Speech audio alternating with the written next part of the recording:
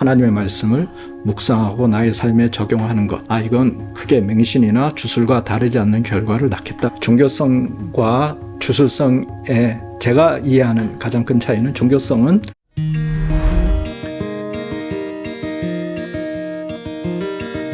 실장에서는 종교의 주술성과 탈주술성 이런 거에 대해서 얘기를 하셨었는데요. 성경에 대한 문자적 맹신이 주술일지 모른다, 이런 어떤 대목이 있었던 것 같아요. 사실 저희가 성경 글자에 대한 어떤 확신, 이걸 또 좋은 신앙의 지표로 생각하기도 하잖아요. 이 두 가지가 약간 상충된 것처럼 보이는데, 역시도 이제 주술이라는 얘기가 의외로 한국 사회에서 갑자기 지난 한 2, 3년간 회자됐었잖아요. 네. 미신, 주술, 무속. 근데 우리가 한번 생각해 보면 이런 거죠. 종교는 기본적으로 이성을 넘어서는 초월에 기댄다는 점에서 종교와 주술을 칼로 베듯이 이 양당 간에 구별할 수 있는 건 아닌 것 같아요. 근데 제가 이제 한국 교회에서 한국 개신교의 주술성에 대해서 언급할 때에는 종교가 지향하는 어떤 이성을 넘어서는 세계에 대한 초월에 대한 인정, 이것은 이제 공유한다 하더라도 그 차이가 뭘까? 저는 그걸 생각해 보면 지향하는 방향이 무엇이냐. 종교성과 주술성의 제가 이해하는 가장 큰 차이는, 종교성은 나를 넘어서는 가치에 관심을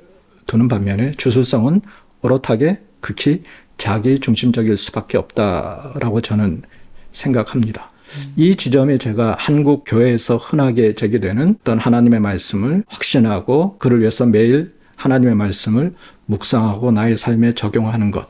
근데 이것이 굉장히 중요한 가치이지만, 만약에 이것이 그저 나 한 사람을 위한 것으로 그친다면 이건 크게 맹신이나 주술과 다르지 않는 결과를 낳겠다라는 생각을 합니다. 그도 그럴 것이 현상적으로도 이제 한국 교회에서 꽤 극단적인 목소리를 내는 교회들을 이렇게 살펴보면 아주 공교롭게도 성경 텍스트 자체에 대한 애착이 많은 교회일수록 우리가 살고 있는 콘텍스트에 관심이 없고, 따라서 결과적으로 이 사회 속에서 약간의 극단적인 혹은 극우적인 목소리를 내는 경우가 많더라고 저는 이해를 합니다. 과장할 수도 있겠습니다만 거의 예외 없이 큐티나 묵상이나 혹은 좀 폭넓게 성경적 세계관이라는 것을 과도하게 강조하는 현상으로 저는 나타난다고 봅니다. 저는 그렇게 생각해요. 신앙 공동체는 물론 확신하는 사람들의 모임이어야 할 수도 있지만, 서로 흔들리는 사람들이 서로 곁을 붙들어주고 함께 걸어가는 불완전하고 혹은 불안정한 이런 공동체일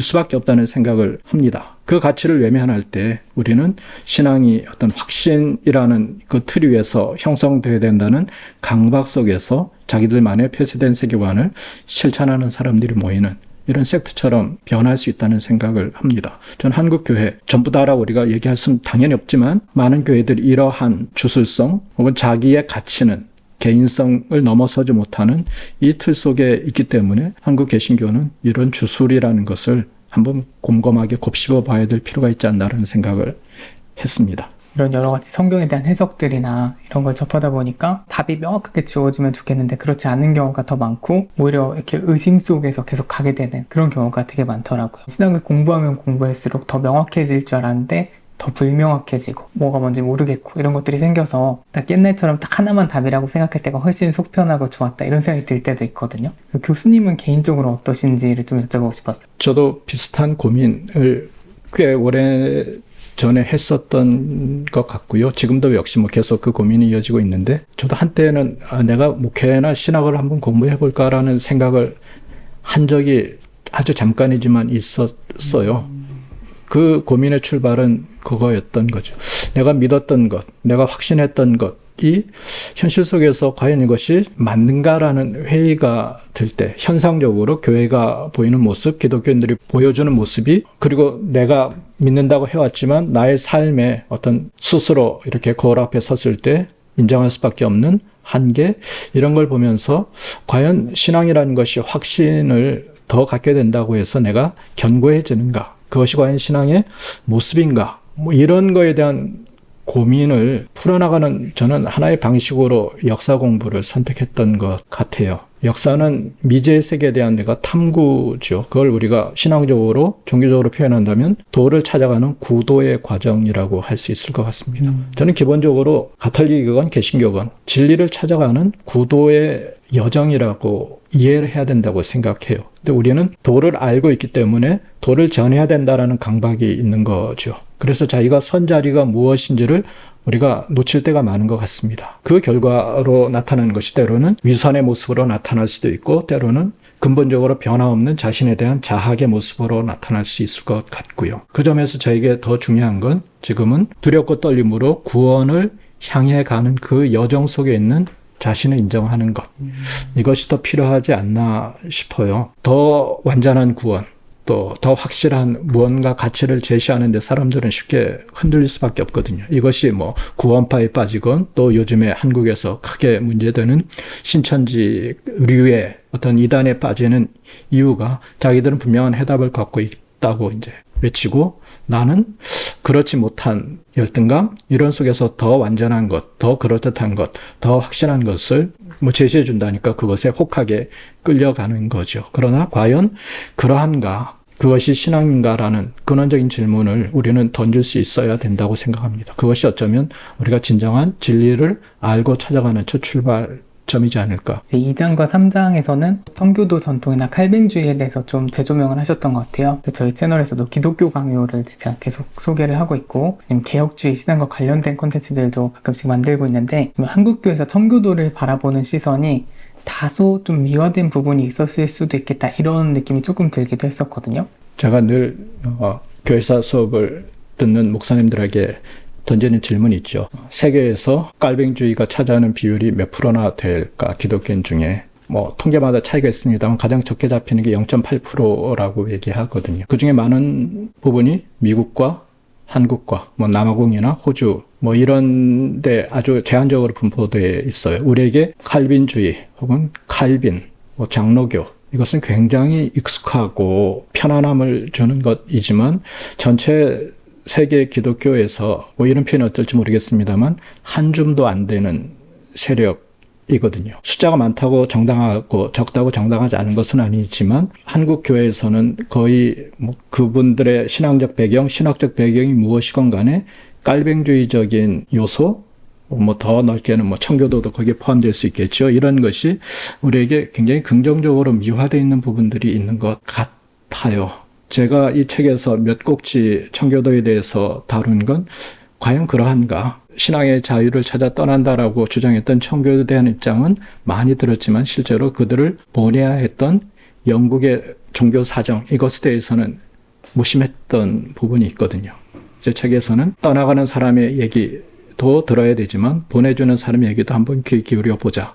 청교도의 어떤 뭐 빛과 그림자 뭐 이렇게 표현하는 게 적절할지는 모르겠습니다만 그런 걸 한번 들여다볼 때 오늘 한국 교회 과도하게 어떤 이 장로교 깔뱅주의가 주도하고 있는 한국 교회가 좀 반성해야 될 지점은 없을까 이런 생각을 하죠. 요즘 이제 한국 교회 청교도 하면 저 개인적으로는 가장 직접적으로 연관되는 분이 전광훈 씨 같은 경우 그분이 이렇게 지금의 세를 얻게 될 때 청교도 영성훈련원이라는 청교도가 들어간 이름의 뭔가를 했지 않습니까? 근데 많은 분들이 그렇게 얘기하죠. 전광훈 씨가 청교도를 오해했거나 오용시켰다라고 얘기하지만 저는 그렇게 생각하지 않거든요.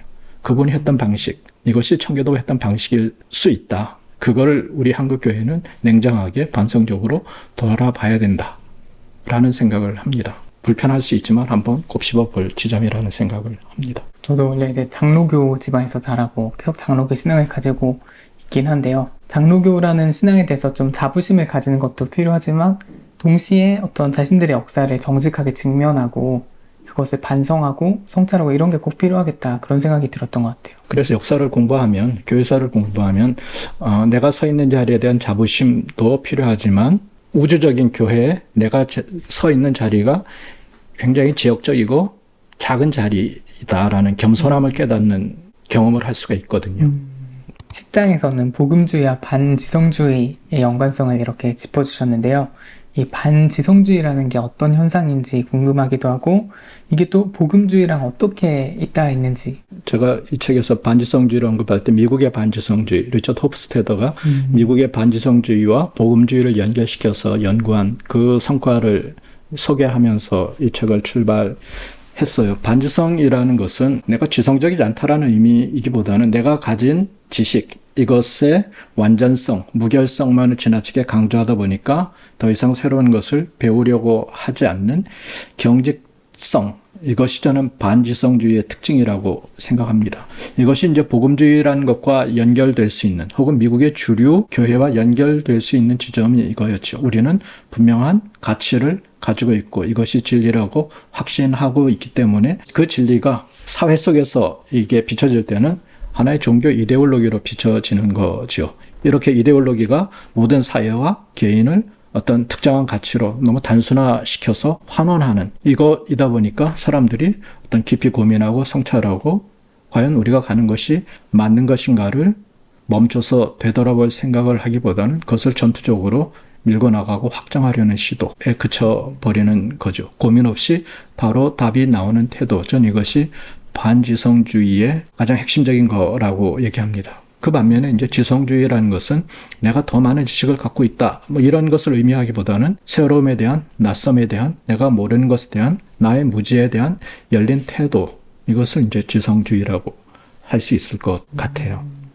근데 저는 이렇게 딱 들으면서도 지성주의 하면 딱 또 이제 근대가 약간 연결되는 느낌 있잖아요. 근데도 알미 우리를 구원할 것이다 이런 느낌으로 또 이제 계몽주의의 흐름이 있기도 했고, 반지성주의라는 어떤 문제가 느껴질 때 이거에 대한 어떤 대안이 지성주의가 된다면 너무 좀 근대적일 수 있지 않을까 이런 우려가 들기도 하더라고요. 그래서 이 챕터의 이제 부제가 반지성주의 반대가 지성주의인가, 반지성주의를 극복하기 위한 우리의 해법은 지성주의라고 저는 생각하지 않아요. 오히려 사회적인 감수성을 키워가는, 사회적 감성을 키우는 것이 저는 답이라고 생각합니다. 결국은 반지성주의가 가지고 있는 건 자기 속에 매몰되어 있기 때문에 타자에 대한 이해가 너무 저열한 것, 수준이 낮은 거라고 우리가 할 수 있는 것 같습니다. 그러니까 사회적인 감수성, 그것이 약자일 수도 있고 뭐 소수자일 수도 있고 이런 사람들에 대한 감수성이 길러지지 않는 결여된 상태를 반지성주의라고 한다면, 반지성주의를 극복하는 길은 성경에도 그런 표현이 있지 않습니까? 예수님이 소자 하나에게 한 것이 나에게 한 것이다 라는 어떤 타자에 대한 감수성의 회복, 이것이 저는 반지성주의를 극복하는 길이라고 저는 개인적으로 생각합니다.